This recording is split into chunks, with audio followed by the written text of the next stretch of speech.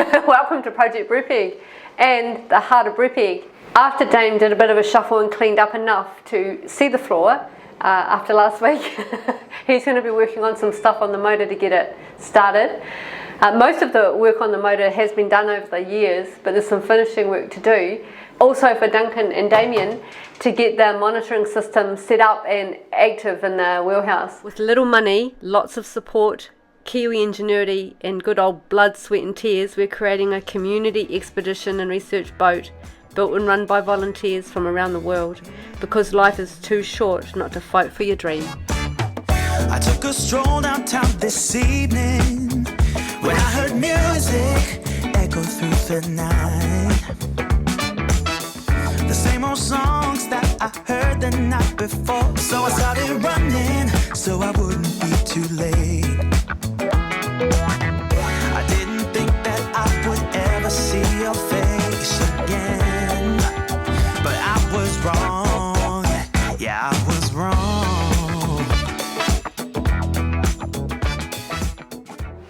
In the early days, Dame sourced this motor out of an international T-liner, a truck that caught on fire. It looked kind of shocking when we got it, but it was intact, and we got it for $5,000.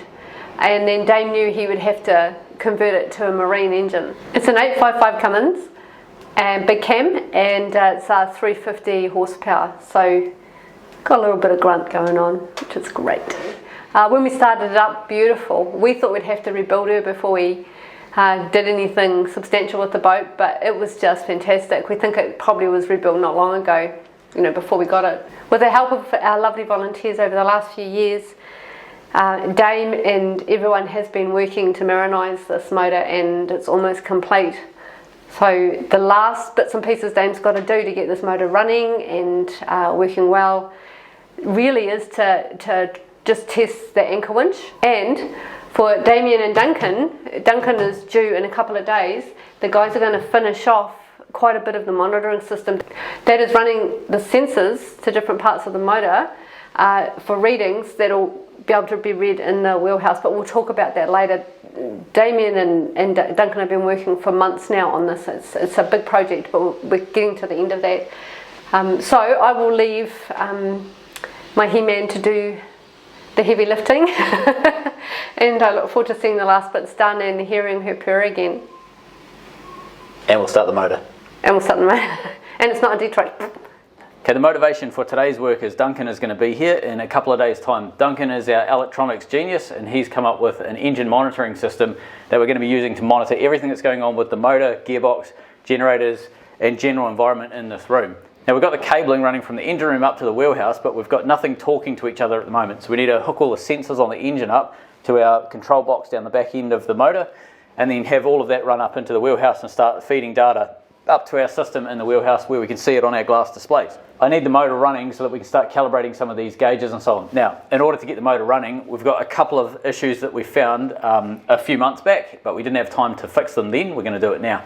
This new stainless water pipe that I welded up that goes from our header tank above me here, comes down and goes into the thermostat housing on the Cummins. I built all of this part out of stainless, and this part's working fine. However, where it joins onto the original steel flange to go onto the thermostat housing, that steel component's falling apart. So I'm going to build a new one out of stainless so that we can just eliminate that out of the system. So there's a bit of fabrication to do on that. That stops the coolant from leaking out of the engine. The next thing that we have to do is down on the new fuel pump.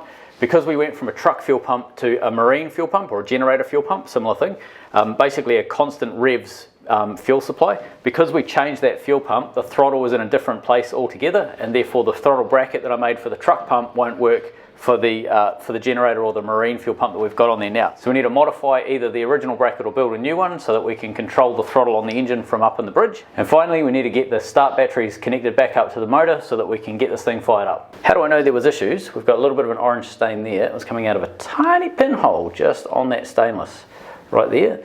And also you can see here, this is not technically great. That's a big smear of sicca that we walloped on there so that we could get the engine running, because it was belting water out of that little hole. We put a big lump of TIG welding on there to try and clean up the hole, but we were just chasing our tails. It was kind of useless. So we just glued it up with silicone so that we could get the job done, knowing that we'd rip that off and fix it later.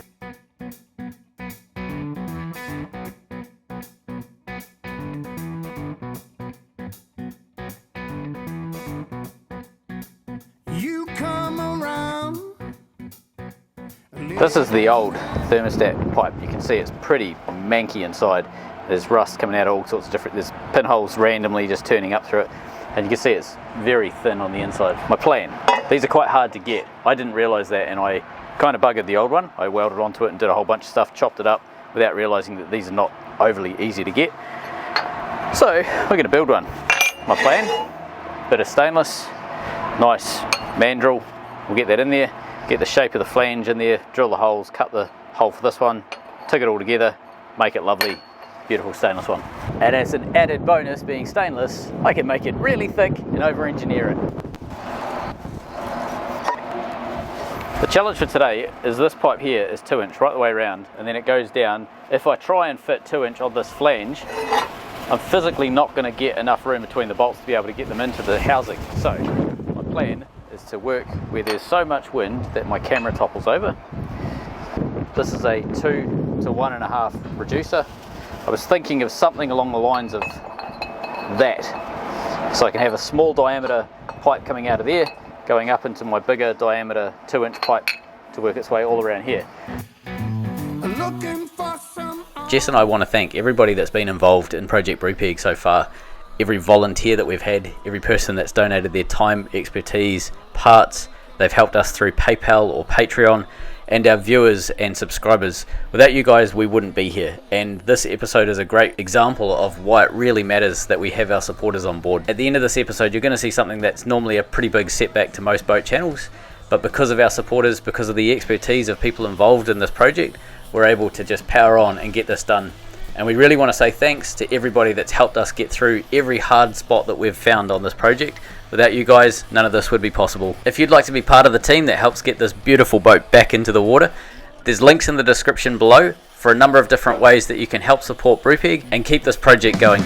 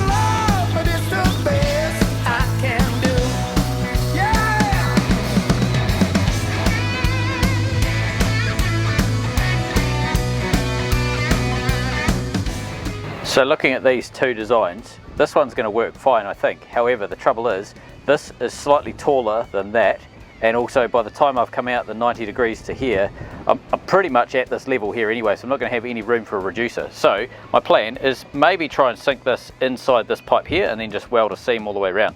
See how that goes.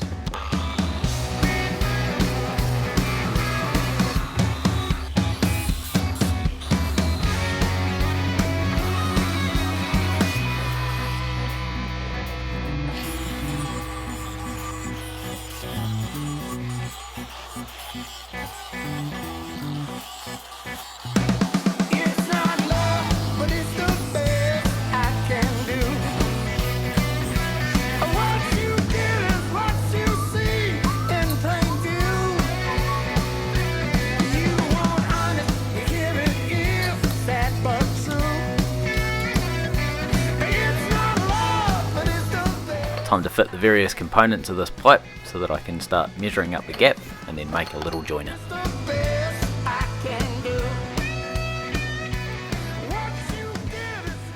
So what I'm thinking is basically just add in a section in there that'll be 18mm long. Awesome. That's doable. I think we can do it with this adapter piece that takes it from 1.5 inch up to 2 inch, or 2 inch down to 1.5, depending on which way the flow's going. But I reckon we can use that and we end up with a decent solution.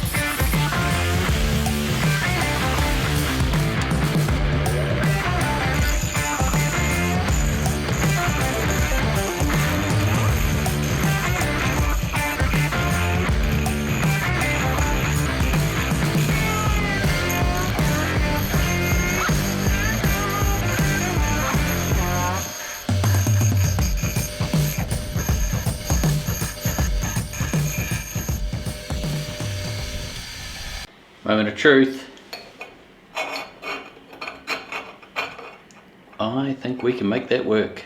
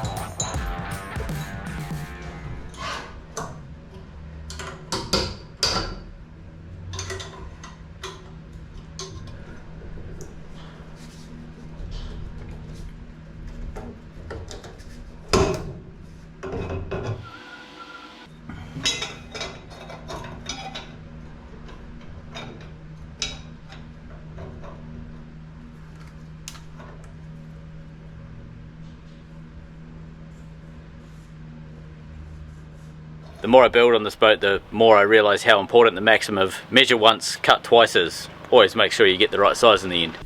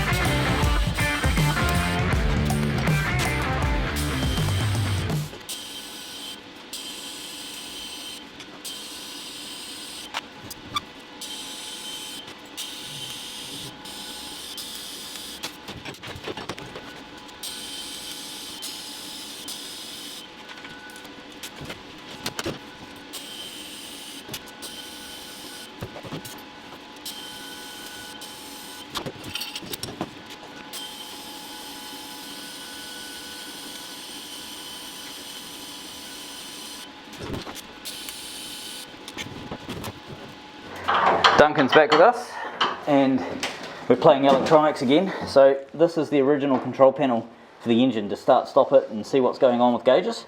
We're going to be ripping this area apart and moving it. So the trouble with this is that it's low down on the ground, so if we get flooding in the engine room we potentially lose these relatively fast. We did have down here our EGT and boost controller is down in that box, and that's a watertight box, but it's mounted on the ground, so we're going to try and change that. Everything is going to be moved up to the roof or the deck head, and we're going to be putting it in this box here. This is going to be our new control box, and this morning's job is basically get the batteries hooked up, and part of that involves ripping this area of the boat apart so that we can get to the wiring and so on that's got to go up to the batteries, and then how we control the batteries from there. Truckload of cables going there. So you've got each of the cables off the back of the instruments. So the MAP is coming up to, logically, the MAP sensor, one of those, a gauge. then all the other gauges are disappearing off in that direction there. So while Duncan marvels at the size of my aluminium panel, I'm going to carry on with fitting this water pipe on the Cummins so that we can get our coolant back in and get this thing started up. This joint used to have a paper gasket, it was leaking, so I decided to ditch that and go with silicone only.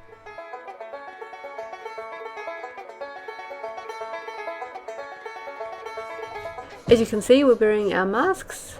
There's been a little bit of a scare of someone who knew someone who's got COVID at the moment, so we're just being extra cautious. Thanks guys for keeping me nice and safe.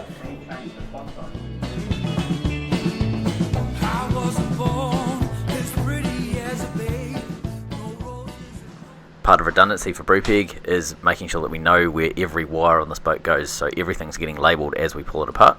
Once we've got the labels printed, they go on each individual circuit, and then once the circuits are identified like this, we can start stripping the gauges out. These gauges are going to be spares for us. The ones that will be our primary gauges are sitting in the box on the top left hand corner of the screen, and these 3 gauges will be spares. They'll be put in airtight bags with some dissectant gel and then put onto the parts shelf ready in case we need them. Before I can fill the engine with coolant, I need to make sure this turbo crossover pipe is bolted back onto the engine so that I don't splash water or coolant into this engine by accident. So I've taped this up a while ago just to stop any rubbish getting down there. It's time to get that fitted onto the engine. Because I have a pathological distrust of paper only gaskets, on this I'm going to be using a high temp silicone RTV. It can handle up to 750 degrees Celsius. Not going to get anywhere near that, but I know that it'll take it. Once I seal it down, it essentially glues the joint shut and we'll have no air leaks. Okay, that's out. Yep. Throw that up there. Can you reach that if I do that? This green stuff is the Coolant Concentrate. So we put this in first and then fill the rest up with straight water.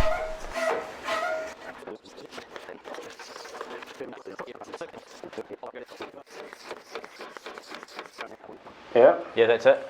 Just directly out. Yep, perfect.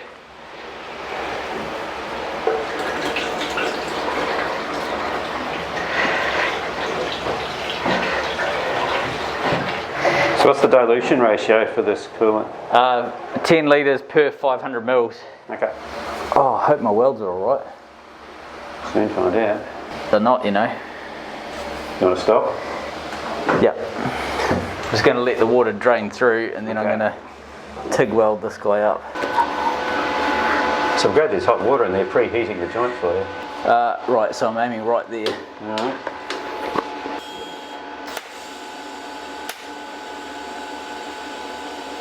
Metal glue. Clear? Done. Of all the welding we did yesterday, there was a very small pinhole just over here and could sort of see it seeping out just with a little bit of a blip with the TIG welder. That's all cleaned up now.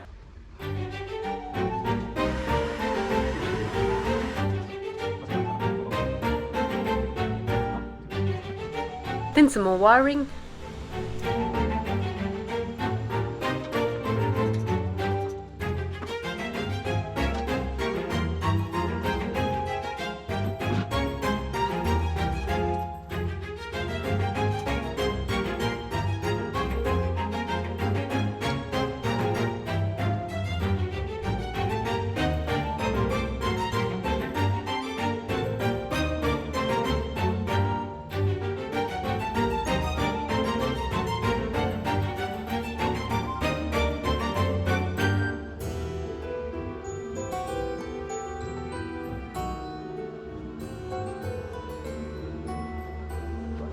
In the engine room, trying to work out where we're fitting all of our various things in terms of gauges, switches and so on. We're running out of real estate in some places. We have these two here. We've got a start switch and an arming switch, so power on and then engine start. We need to mount those and we're thinking on the door somewhere. There's probably a bit of room just there. Yeah, I reckon that would work. Yeah.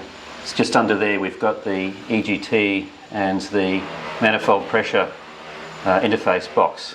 So that'll connect that way with, so there's the vacuum, actually be the pressure line, won't it, in this case.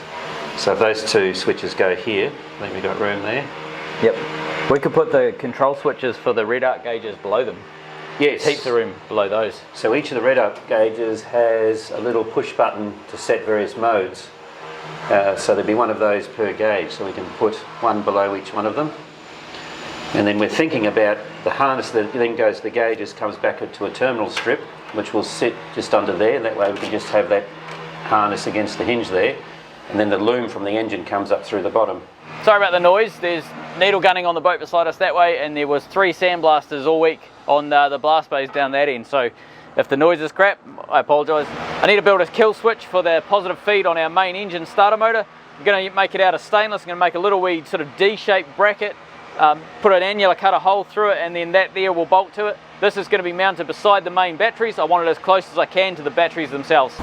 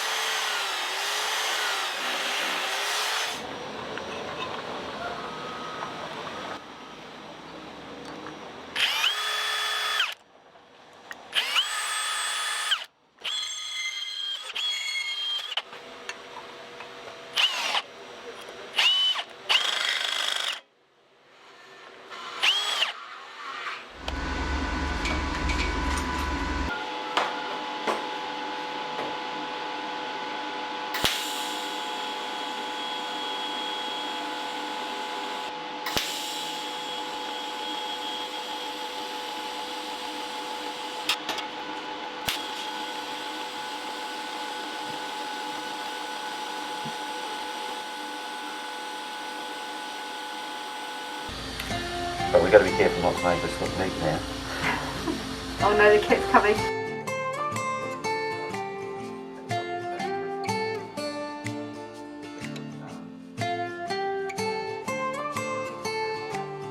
I wanna jump around when I think about yesterday.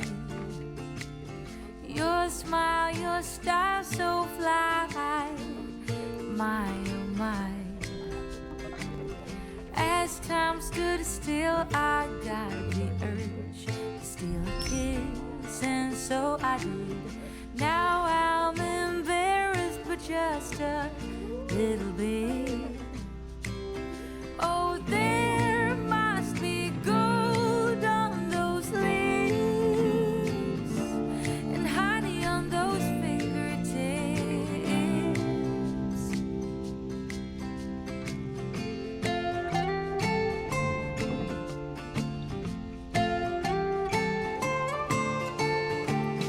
Can you imagine us two out in the woods in a big old house? We'd pass our days on clouds floating around. Oh, since I met you, I feel unbreakable. Oh, I can take it all. Wish me good luck, give me the courage to ask for more. Oh, there must be gold on those lips and honey on those fingertips. Oh, we could be birds discovering the world. The best ones they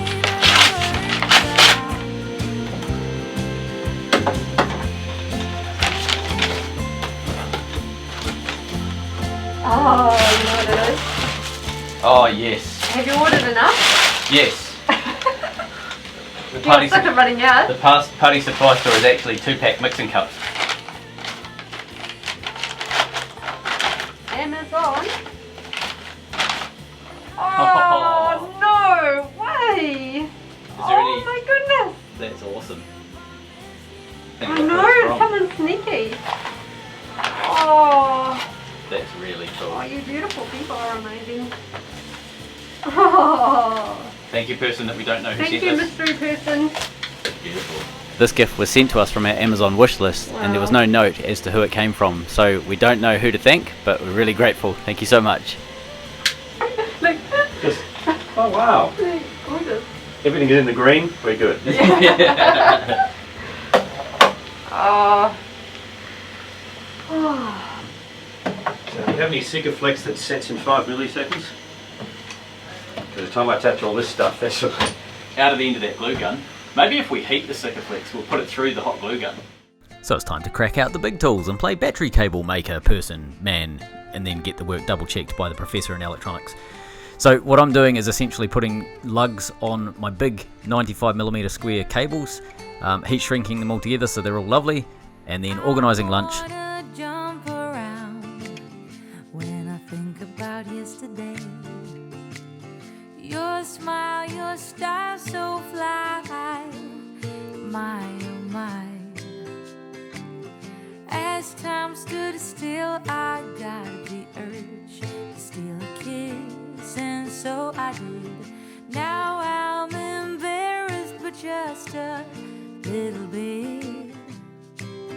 Oh, there must be gold on those lips and honey on those fingertips.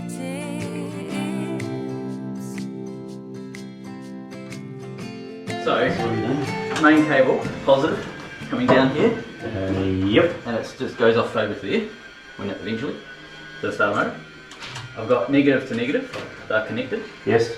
Positive, I've got one that can do that, and I was assuming I linked the two and then go one over to Yes. there. Yep. But can I join them there and go up to that? Because if that's the case, I can do that. You see what I mean? Yeah. Well, will that reach if it went from there to there? No. You're better off balancing the distance from there to there, there to there, Yeah. as best you can. Okay. My sense would be, and even just looking at it for symmetry, someone comes in later trying to figure out what's going on. Yeah. I think it's much better to see that to that, that to that, And then that off. and then those two off to wherever. Here's Damien running the new starter battery cables. Imagine us two out in the woods in a big old house. We'd pass our days on clouds, floating around. Oh, since I met you, I feel unbreakable. Oh, I can take it all. Wish me good luck, give me the courage to ask for more. Oh, there must be gold on those lips and honey on those fingertips.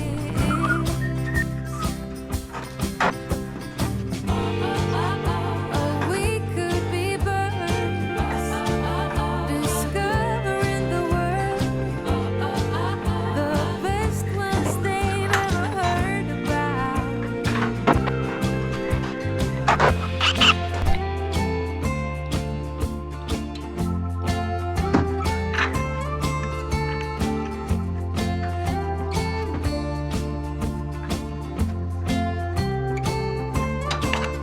Oh, there must be gold on those lips and honey on those fingertips. I promise you. A trick one of the old boys in the yard told me was when you're trying to get these lugs on big cable like this, if you strip off the 1 inch or whatever it is that you need to strip off to get the lug to fit, the actual copper itself will flay out and it's almost impossible to get it on nicely and evenly and so on. He was saying strip off 5mm, put your lug on, and then strip off the last of it with your craft knife. You can just sort of cut it all off and then push it on, and it means that you don't have any strands that sort of fray out. You get a really beautiful fit. The way I do this is I cut it right the way back to where it needs to be finishing for that lug, and then I do the 5mm cut at the front, so it's easy when it comes to trying to strip it all off down the road. I don't have to try and work with the lug on. This is actually double insulated, so I take the top layer of insulation off, make sure that I've got this cut right the way around. So with it stripped back like so, you sort of see you've got, basically this is where it needs to finish up. This is obviously the starting point. You've got enough room to be able to get this on neatly with no strands coming out. Like so. And then I just hold that on with my thumb and then slice gently down like that to get an inner insulation. Go going with the strands doesn't really cut any of them, so you're not at any risk of buggering up your strands. And then it literally will slide down under gravity almost to where it needs to go. So you're ready to crimp that at that point. Oh, there must be gold on those leaves, and honey on those fingertips. I promise you, promise you. I promise you. Done. Right. Time for some heat shrink. I like to use the resin infused heat shrink. It's a 3:1 shrink ratio, so it grabs nice and tight, but because it's resin infused, it glues onto whatever's below it, so it doesn't come off easily, which is what you want. But it does need a powerful heat gun. This thing will do 600 degrees.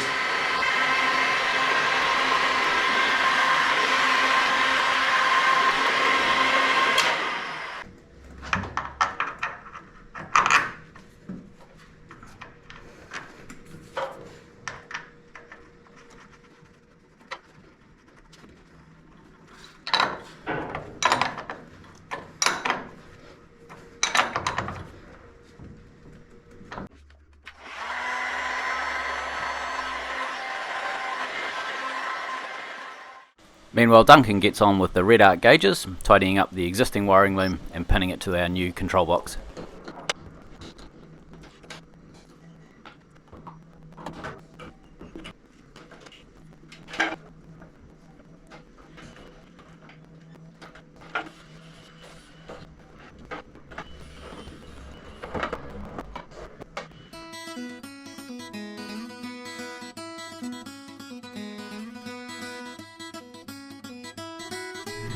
Starting to get somewhere neat. We've got temperature sender lines, we've got alternator lines here done. They're all running through this. Then we come down here.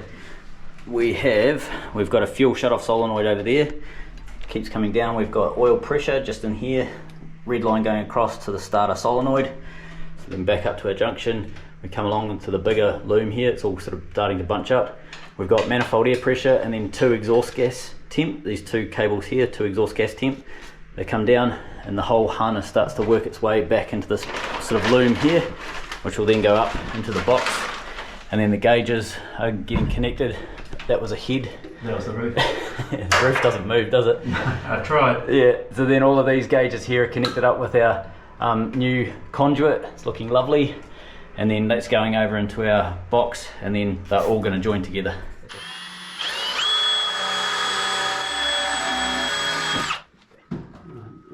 Let's glue it in.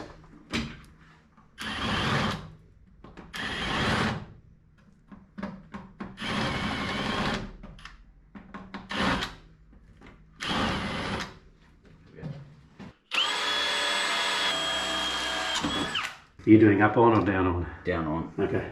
Doing English power. English power, yeah. That's going to be important. Oh, there we go, yeah. And then wind that up. Doink doink. Toys. Ooh, new modem. That's our new And this is what you've been working on. brains of the hub. So that's the replacement modem. It's a bit. Where's their old modem? There's the old one there. Right, that's the one that's getting replaced by that one. So this is a new model. This is one from Damien. Yeah, this is from Damien. For those eagle-eye viewers, you'll notice that Snoop Dogg is acting more like a cat, getting a lot of cuddles, and is very tired and a little bit weak in his body. He's actually got worse over time. Something neurological was kicked in after the stress of the operation on his teeth. So we're going through the process of elimination and figuring out what it is. It's looking like it might be some genetic deteriorating condition, but we'll talk to you more about it later. But he is getting a lot of attention and cuddles. So this one's got a bit more capability, and the idea is that we're setting that one up for the with a VPN channel, so I can do some of the code development remotely. Yeah. Thank you. Thank you, Damien. that's awesome, thank you. And thanks to the other Damien, that's really bloody cool to have this on the boat. Thank you so much. There are 2 Damiens involved at the moment. There are, it's good. Yeah. Damo 1, Damo 2. The tricky bit is because we want to set up a secure VPN virtual private network tunnel, so just getting the encryption going both sides. So this connects to my network at home with encryption keys, so only those two can talk to each other. Yeah, right. So, Duncan makes it sound so easy, it just falls off the tongue. But for all of us who are a little bit gobsmacked, you know, thank you. Yeah. It's amazing. And I think for you it's just like breathing and you dedicating all this time, but from where I'm sitting it's freaking amazing. It is, it's bloody awesome. Thank you. This one's got GPS input as well, Oh, cool. but in fact we've got GPS, so many sources on this boat now. Yeah. It's also got Bluetooth, the better and faster processor in this one as well. The 5G I think will make a big difference as well. Great. And when it was doing the VPN connections, and I've already set it up as it would be on this boat, and the processor's just idling, it's about 15-20% load most of the time, so it's really not being stressed at all. Damien uses these RUT X11 routers in his work, so he's got a huge amount of experience with actually using these in remote locations in Aussie and getting the most out of them. So he knows like really how to, as well as the older version as well, the 950. He knows how to sort of get the best out. It's a second-hand router, but it doesn't, it works perfectly for what we need and everything. So it's been donated to the project. So yeah, that's amazing. Thank you so much, Damien. And thanks to Preemesh, who was working with Damien to help get the tech stuff sorted for this X11. Cheers, mate. Yeah, Damien got in touch because he knew what we were doing, so he could see the advantage of a better model. He saw us hook the 950 in a while back now, a couple of months back, and then said, they're great, but go with this one and I'll see if I've got one and I'll send it to you. So yeah, awesome upgrade path because of you, Dame. Cheers, mate. And what we were able to do before the X11 arrived, Scott and I were able to work on this one because the software's pretty much the same between the two. So we could test a lot of the concepts on this one. Yeah. And so when the X11 arrived, we could just map those ideas across. Brilliant. And this can now be a backup. We'll keep it as a live, ready to go backup. Should anything happen to this, you wouldn't imagine so. Yeah. And so this can plug straight in and take over. Yeah, yeah. Wow, it's amazing. And then we've got lightning protection. Part of what we're working with Duncan is lightning protection for the boat. So we need to basically make sure that if we're in a storm, we're not going to lose our electronics. And in the commercial world, it's pretty normal to be able to protect things so that you have reliable electronics even in the middle of a storm, and you don't blow anything up. And that's what we're going down the path of, is essentially commercial grade protection. So a lot of this gear is to do with protecting VHF aerials and GPS signals and all of that sort of stuff coming from the radar mast down into the wheelhouse, making sure that Thank you, Graeme. Yeah, thank you, Graeme. Graeme has been working with Duncan and figuring out what we need to do to protect the boat, but we'll talk about that in an episode, and it's quite complex. There's a lot of stuff behind the scenes that you guys have been talking about and we've talked about together. Yeah. So we'll go through that, but there's too much to just do in this segment. So yeah. You want to go down? But in a nutshell, we're in a steel frame boat, so that actually is positive in many ways. But one thing we're very conscious of is protecting electronics. So even if we had a hit, and probably little risk to people being in a steel frame boat, but given Brupeg's use case, we really can't afford any electronics to be fried. So Damien has also kindly donated this protection equipment now. So there's been much discussion on our approach to the lightning protection, and Jess mentioned Graeme before. So Graeme's a long-standing colleague of mine and friend, and so we're both engineers, so we've been working through all the possibilities and the approach for greatest protection. Yeah.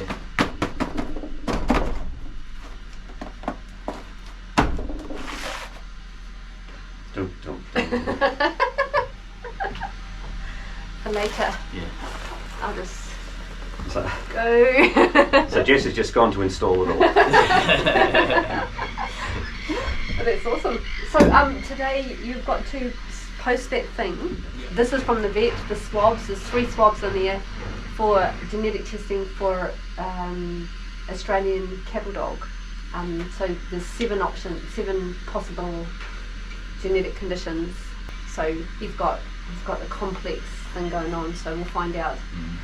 Luckily the vet figured that out for us, so he was in there yesterday, so he's a little bit, as you could see earlier, he's a little bit woohoo this morning, so his brain's frizzing, so he's impersonating a cat.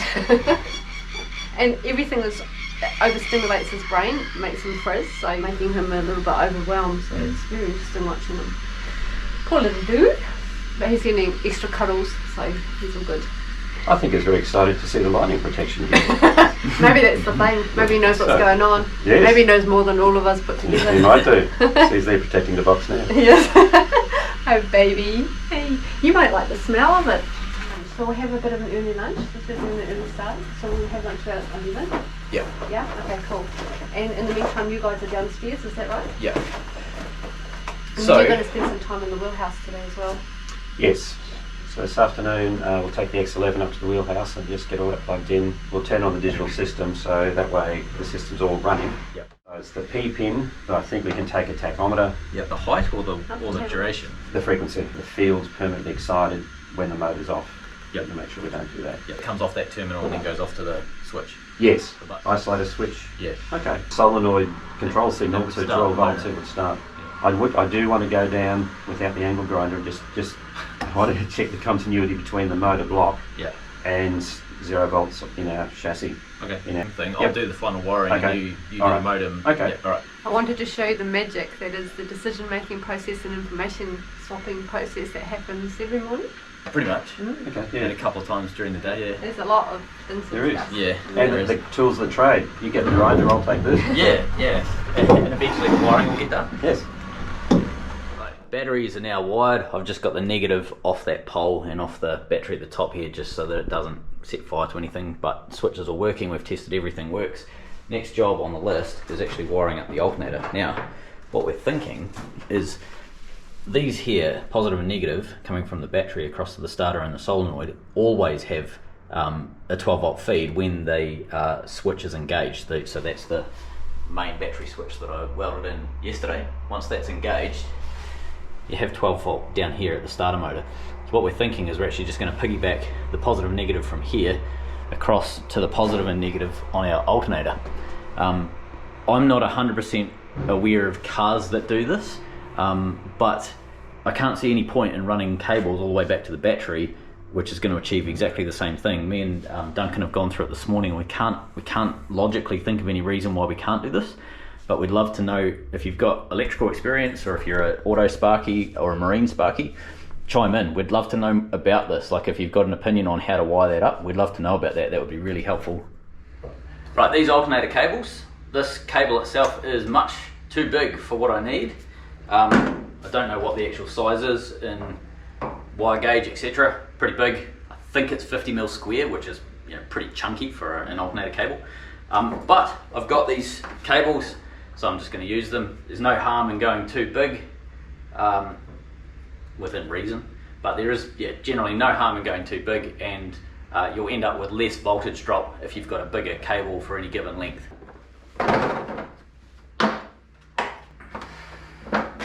35. Where's my 50s?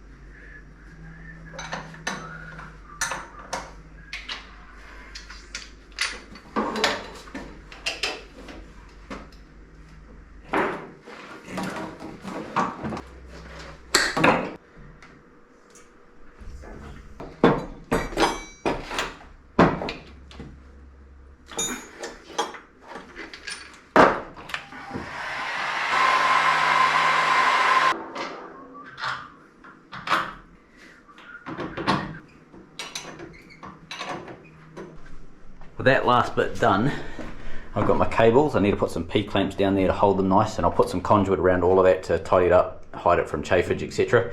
But that's my part of the wiring done. Batteries are connected, ready to go. Duncan's now going to climb in and get all of this stuff talking to each other in here through the various connectors, the various units that we've got to send things, whether it's voltage or resistance. We've got 2 different voltages, 12 volt, 5 volt, depending on what we need. So time to start hooking all of that up and get things talking to the bridge so that we can fire the engine up, get some reading. One of the things I need to do, I've got this oil gallery that runs along the side of the block here. So I've got an analog gauge, which is my failover. If everything else dies, I can see if I've got oil pressure in the motor. This is for our new monitoring system. This is a pressure gauge, electronic pressure sensor, for our new monitoring system. These cables take the feed up to our box, which takes it to various parts of the boat, gauges and so on. What I need to do is put an oil temp sender. This is oil temperature. I don't know if it's going to fit in here, so I'm going to crack this plug open, access that gallery, you can see it in the casting just there, and see if that'll actually go in. I'm not 100% convinced it will, but we'll just see how we can get on.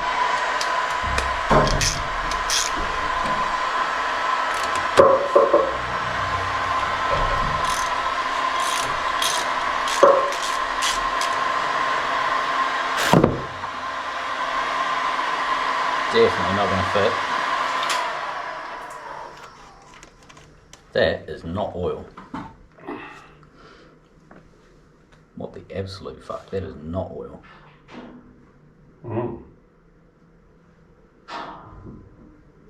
What's going on? So that wasn't expected. I've pulled the blanking bung that was in this oil gallery off so we can put the sensor in, and I was expecting to see a tiny dribble of oil come out. There shouldn't really be any oil in this gallery because the motor hasn't been running for a while. Instead, what I got was a flood of what smelt like terps, but had the consistency of diesel. So that was weird. I put the bung straight back in and then started a bit of a process of elimination. So this pretty much means we won't be starting the engine today. I have an engine with, I don't know, 100 litres, 200 litres of diesel. I have no idea what the internal capacity of this motor is when it's full, but essentially I have an engine that's full of diesel, so that needs to be resolved. I don't know where the problem lies at this stage. I've got a few ideas, but at this stage something has been hooked up wrong, something's malfunctioned, whatever it is, and it's essentially siphoning from the tank into the engine somehow. We did notice about 6 months ago, I noticed that there was a diesel leak somewhere in the engine room. I saw it in the bilge, but I couldn't figure out where the leak was. I ran my hand over every single fuel pipe going from the tank all the way down to the engine. Everything was bone dry. I couldn't find anything. So I turned all of the ball valves off, thinking I'll find that leak later, I'll deal with it later. What I didn't realise is that it was probably siphoning down from the tank, down the return line and into the engine. There is a one-way valve that's supposed to stop that. And my feeling is maybe that one-way valve has failed, or it hasn't been set up right or something. Basically it's not doing what it needs to do and stop the fuel from being able to get into the engine. I haven't pulled anything apart and investigated much yet. I've only just discovered this problem, but it essentially means we're not going to be able to get this motor up and running today. Now, would I have found this problem had I not pulled that bung out? The answer is yes. And the reason being is because the dipstick down here, when I undo the dipstick and check the oil, I do that every single time I start the engine. And normally you've got, 30 mil, an inch roughly of variability between low and high on your oil level. I've got about 40 inches of liquid in there, so it's almost at the top of the dipstick. So there's something crazy going on, and that would have stopped me from starting the engine no matter what. So I'm glad that my sort of normal walk around the engine process would have picked it up, but at the same time, it's definitely going to delay us because, well, engine full of diesel. What has been achieved is the main amperage feed for the alternator going back to the batteries is done. The battery cables going back to the batteries with the power switch, etc. is done. The sensor wires for the alternator, so RPM and field and so on, is finished. It's going back through the loom. We've got our temperature sensors done. We've got map sensors, EGT, they're there, as well as fuel solenoid, oil pressure 1 and start solenoid. They're all coming up the loom, working our way across here. Duncan is about 3 minutes away from having stuff plugged in and working over that side, and hopefully we'll have some gauges. Oh, wicked. Yeah. So we'll go with the one we know first.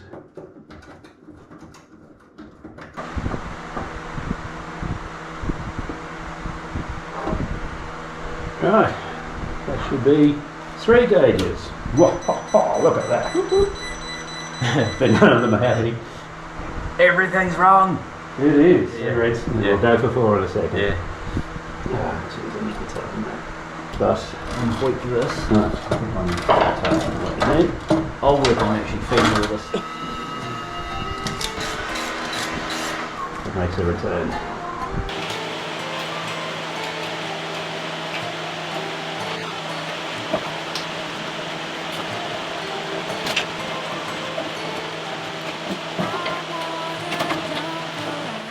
Done.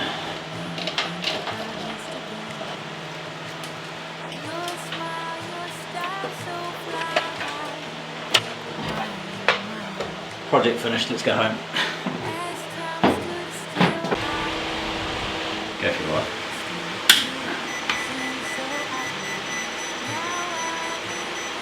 So as you can see by these, they've lit up red. So the white one is our temp. So there's no issues there, there's nothing over temperature. If that was starting to get into the, too hot, that would light up red as well. The volts, oil pressure and exhaust gas temp or boost, they've all lit up red because they're showing problems. Basically there's no oil pressure, there's no voltage coming out of the alternator right now, and the boost has disappeared completely. So yeah, and the exhaust gas temp isn't making sense either with no heat going down the exhaust. So hence why you have these alarms, they beep and they flash red. That'll all disappear when all of the numbers and variables start going back into the normal range. Thanks to everyone who's helped on this episode. Thanks Duncan. Thanks Graeme Headley and Damien MacKrill. And for the engine, thank you for Daniel Griffith's help on helping me solve some of these challenges. The sky